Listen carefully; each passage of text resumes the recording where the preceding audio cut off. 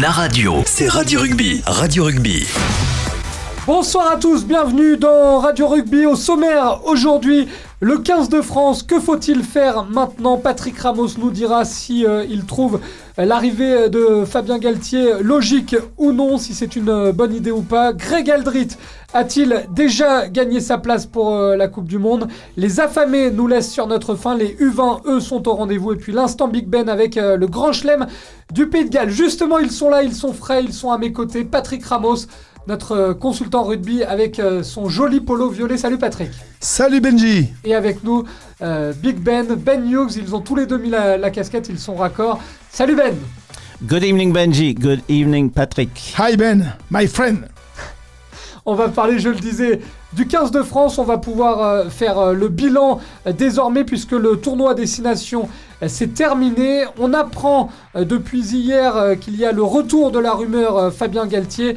Fabien Galthié est-il ou non la bonne solution? On va se poser la question. On rappelle juste, Patrick, on n'a pas trop envie d'y revenir, même si ça s'est terminé sur une bonne note, mais l'équipe de France a battu l'Italie.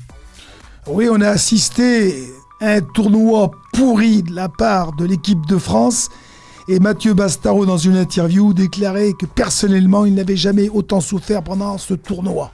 Il a été très lucide et très bon en interview, Mathieu Bastaro. Personnellement, je ne sais pas ce que tu en penses, Ben, parce que toi, tu aimes aussi le franc-parler britannique. Je préfère quand même une interview de Mathieu Bastaro qu'une interview de Guilhem Guirado, quitte à se taper une infusion pendant la rencontre. Au moins, à la fin, Bastaro, ça envoie un peu. Oui, je pense que il faut être logique, il faut être réaliste. Cette équipe de France est dans une période de crise, ça c'est clair. Ce qu'a dit Mathieu Bastaro, il a tout à fait raison. Ceci dit, pour le match du week-end contre l'Italie, c'est l'Italie qui a perdu ce match, c'est pas la France qui l'a gagné. Et ça, il faut être... l'Italie n'a pas eu de chance aussi, parce qu'on pense à le ballon là sur le poteau qui rebondit malheureusement pour les Italiens du mauvais côté, Patrick, mais entre les décisions arbitrales où on ne voyait pas si le ballon avait franchi la ligne ou non, s'il y avait un genou français, le ballon sur le poteau, ils ont été un peu malheureux quand même. Oui, ils ont manqué de réussite, comme on pourrait dire aussi, comme les Français à un moment donné. Et c'est vrai que bon, ces Italiens... Ben, objectivement, ils méritaient de gagner ce match, comme ils auraient pu gagner contre les Irlandais à domicile, et ce n'aurait pas été un vol. Hein. Ils ont généré du jeu, ils ont passé 5 fois la ligne d'en but. L'arbitre a demandé la vidéo qui a pas permis d'accorder l'essai. Et puis, il faut pas oublier quand même le geste extraordinaire de Damien Penaud qui a enlevé le ballon des mains de l'Italien qui s'apprêtait à aplatir. Et je pense que si cet essai avait été marqué par les Italiens, les carottes étaient cuites pour les Français. Et on embrasse et on rend un dernier hommage à Sergio Parisse, un grand monsieur du rugby mondial qui jouait son dernier match avec la Squadra Azzurra à Rome. On va justement te parler de quelqu'un qui le connaît très bien, de Fabien Galthié. Mais alors, quel joueur Sergio Parisse, et là jusqu'au bout, il a encore été impressionnant de maîtrise et surtout quelqu'un qui pense avant tout collectif. Hein. Il a beaucoup apporté à cette Squadra Azzurra, Patrick. Ah, totalement, comme il a beaucoup apporté au rugby français et au stade français où il était champion de France. Bon, j'ai vu son interview en fin de match, il pleurait, c'était pas des larmes de crocodile. Un joueur extraordinaire, un exemple pour toute la jeunesse du rugby mondial, je dirais. Il est sur les traces de Richie McCaw, et un joueur, bon, c'est vrai, on pouvait lui reprocher de beaucoup parler avec les arbitres, mais ça faisait parler de sa personnalité. Mais là où ressort le plus, c'est ce charisme, cette envie de jouer, et puis bon, et puis parler un français agréable, ça a été un plaisir de le voir jouer à chaque fois. Il joue au maximum, et un joueur jamais battu, conquérant, un respect du jeu à tous les niveaux. Un foiré classé, comme on dit en Italie, Ben.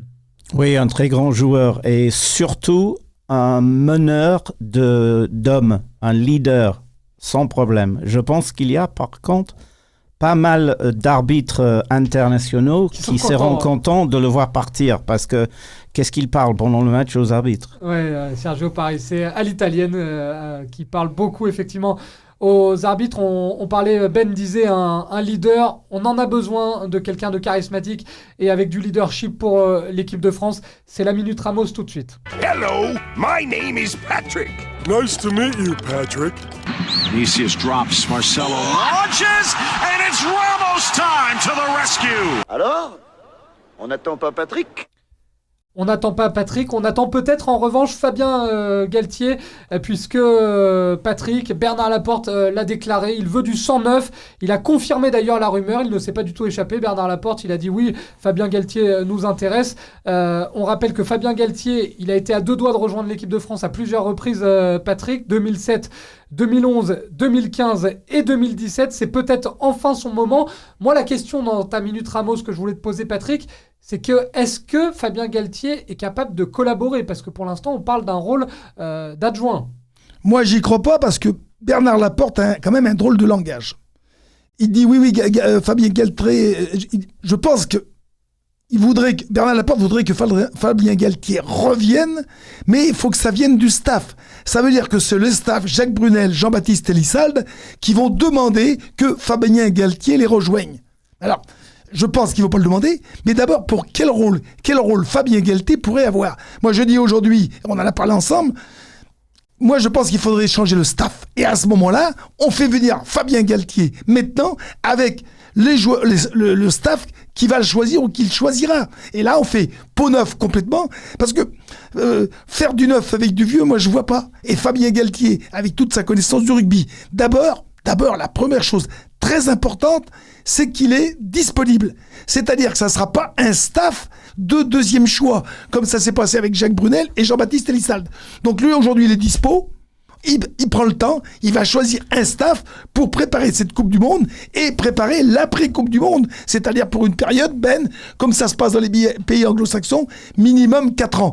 Et là, ils auront le temps de se retourner parce que la Coupe du Monde, messieurs, c'est quand même que dans 6 mois. Et en 6 mois, on peut faire quand même beaucoup de choses, même s'il reste peu de matchs pour préparer l'équipe de France. Mais compte tenu de l'état de l'équipe de France aujourd'hui, tout entraîneur qui peut apporter une valeur ajoutée serait le bienvenu à l'équipe de France. Mais quel rôle on va pouvoir lui attribuer ? Moi, je suis d'accord avec Patrick.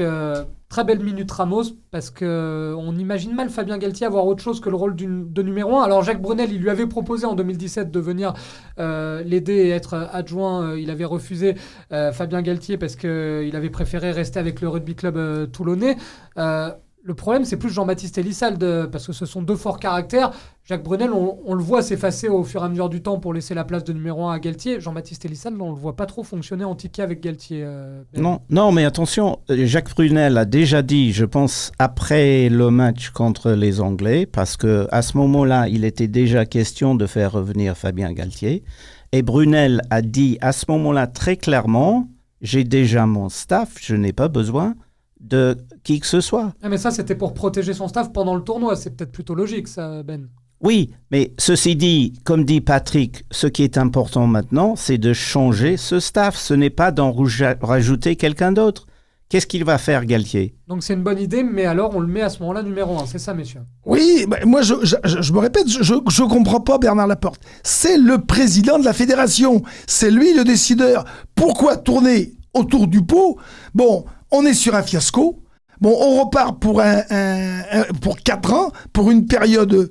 et puis, il y a cette Coupe du Monde, comme je disais, qui arrive. Pourquoi faire ? On fait rentrer un nouveau staff totalement. Et je dis, Fabien Galtier, avec toute la connaissance du rugby qu'il a, va pouvoir faire son staff, non pas des trucs de raccro, c'est-à-dire des choix de deuxième... Parce que là, c'est pareil. Fabien Galtier, on le contacte, il était manager du RC Toulon. C'est un homme de conviction. Il avait un contrat. Là aussi, on ne peut pas faire n'importe quoi. Il faut respecter aussi les clubs du top 14, les employeurs, pour ne pas les nommer, les présidents. Donc maintenant, c'est la solution idoine, je dis. Fabien Galtier est disponible, que Bernard montre que c'est bien lui le patron et qu'il a fait son choix, un choix fort peut-être, mais il a fait son choix. Il a laissé suffisamment de temps au staff actuel pour avoir des résultats. Les résultats, messieurs, ne sont pas là. Il faut changer. Et on va voir dans les semaines à venir si Fabien Galtier ou Ben, je voulais rajouter quelque chose. Non, je voulais tout simplement dire, j'ai l'impression, avec l'arrivée de Galtier comme ça, s'il arrive comme ça et s'il laisse les gens en place, C'est une question de réparer quelque chose. Il n'y a pas de réparation à faire. Il faut tout recommencer. Cette équipe de France n'a pas de confiance, ne comprend pas la stratégie de jeu. Et quand on entend parler M. Brunel, j'ai pas l'impression que lui non plus, il a de la confiance dans cette équipe. J'ai l'impression qu'il ne sait pas ce qu'il fait. Déjà, il parle de laisser Guirado comme capitaine jusqu'à la fin de la Coupe du Monde. Comment tu peux dire un truc pareil? Je suis désolé. Oui, il y a une mauvaise communication, quoi qu'il arrive, depuis le début du tournoi. Heureusement, ce tournoi est terminé. C'est le temps, on l'a dit, de faire le bilan. Parmi le bilan, il y a du positif côté Rochelet. C'est Grégory Aldrit, Patrick, qui a, semble-t-il, gagné sa place. C'était sa première titularisation avec l'équipe de France contre l'Italie. Il avait déjà marqué un doublé face à l'Écosse. C'était le premier remplaçant à inscrire un doublé en équipe de France depuis Aurélien Rougerie en 2001. Il a marqué beaucoup de points, Greg Aldrit, pendant ce tournoi. Félicitations à Grégory Aldrit. On rappelle qu'il joue au Stade Rochelet. Aussi, il ne faut pas l'oublier. On est quand même donc fiers de lui. Moi, je dirais que Grégory Aldrit, dans tous les jeunes qui sont rentrés cette année dans le tournoi des 6 nations, donc avec l'équipe de France, ça reste devant la grande satisfaction, la bonne pioche, la bonne pêche, et je pense qu'il a son billet pour partir en Coupe du Monde au Japon, et c'est le futur 3e ligne centre de l'équipe de France. Greg Aldrit sera au Japon, Ben? Oui, sans aucun problème. Comme quoi, une carrière, ça se fait très rapidement. Une réputation, ça se fait très rapidement. Quand on pense à Kevin Gourdon, qui, il y a un an, était quand même le premier nom qu'on mettait sur la fiche de l'équipe de France. Maintenant, on a Greg qui joue en 3e ligne. D'ailleurs, il peut jouer 8, 6 ou 7. C'est ça qui est formidable avec ce jeune homme. On n'a pas de doute, il va être au Japon. Et je suis sûr, à ce moment-là, que sauf blessure, il sera dans l'avion pour le Japon. Ce week-end, il y avait aussi les affamés, Patrick. On reste un peu sur notre fin. C'est facile comme jeu de mots, mais elles ont fini le tournoi Destination de la pire manière possible avec la défaite contre l'Italie. Oui, c'est une défaite cinglante, Benji Ben.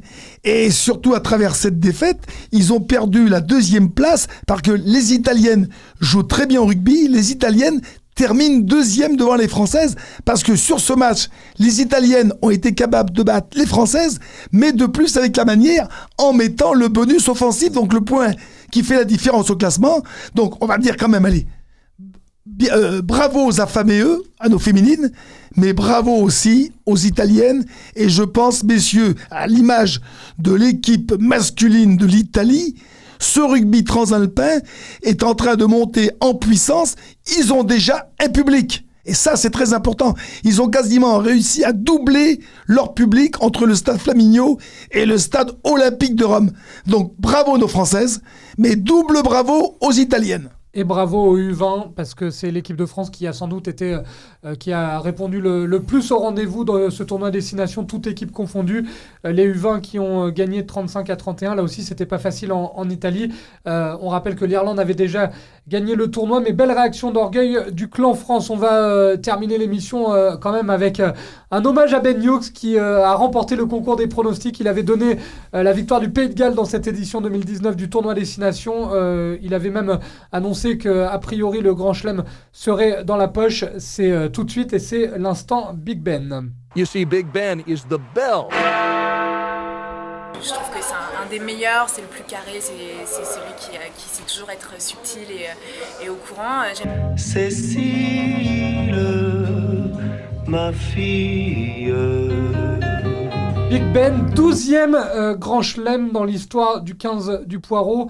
Est-ce qu'on doit féliciter d'abord Warren Gatland, qui est sans doute l'un des meilleurs entraîneurs du monde? Oui, je pense qu'il faut faire ça d'abord parce que Warren Gatland, il faut le dire, ce qui est important pour n'importe quelle équipe de rugby, pour n'importe quelle équipe d'ailleurs, c'est un entraîneur qui a une vision, qui a une stratégie de jeu, et c'est vraiment le cas avec Warren Gatland. C'est formidable ce qu'il a fait. Cette équipe du Pays de Galles n'a pas de grandes vedettes. On ne voit pas de Barry John, de Gareth Edwards et d'autres qu'il y avait aux années 70. Ils ont quand même un mec qui est formidable qui s'appelle Alan Wynne-Jones. C'est le leader. C'est le monsieur qui, sur la pelouse, sur le terrain, mène son équipe et il le fait même avec une jambe parce que je pense qu'il était pas mal blessé ce week-end dernier et il a très bien joué et très bien mené son équipe. Le mot équipe est très important même, parce qu'il joue un jeu d'équipe. Il n'y a pas de vedette. Ils ont battu la France, même quand la France avait fait une première mi-temps formidable. C'était peut-être le début et la fin de la saison de la France. Contre l'Italie, ils ont changé 10 joueurs, qui est quand même très bien pour la Coupe du Monde, parce qu'ils ont quand même des gens qui viennent derrière. L'Angleterre et l'Irlande, ils les ont complètement étouffés. Ils les ont étranglés. C'est leur façon de jouer ce sport qui est le rugby. Et comme j'ai dit il y a quelques jours, je pense que cette équipe de Pays de Galles va pouvoir gagner la Coupe du Monde. On en reparlera dans 6 mois, mais effectivement, le Pays de Galles a marqué les esprits. Nous, demain, on se retrouve avec Ben et Patrick pour parler rugby amateur, comme tous les mercredis dans Radio Rugby. On va s'intéresser à Étré qui joue dans de très belles couleurs, ciel et blanche. On a hâte d'y être. Merci Patrick, merci Ben, bonne soirée à tous. Merci messieurs, à demain. Bonne soirée tout le monde. Na Radio, c'est Radio Rugby. Radio Rugby.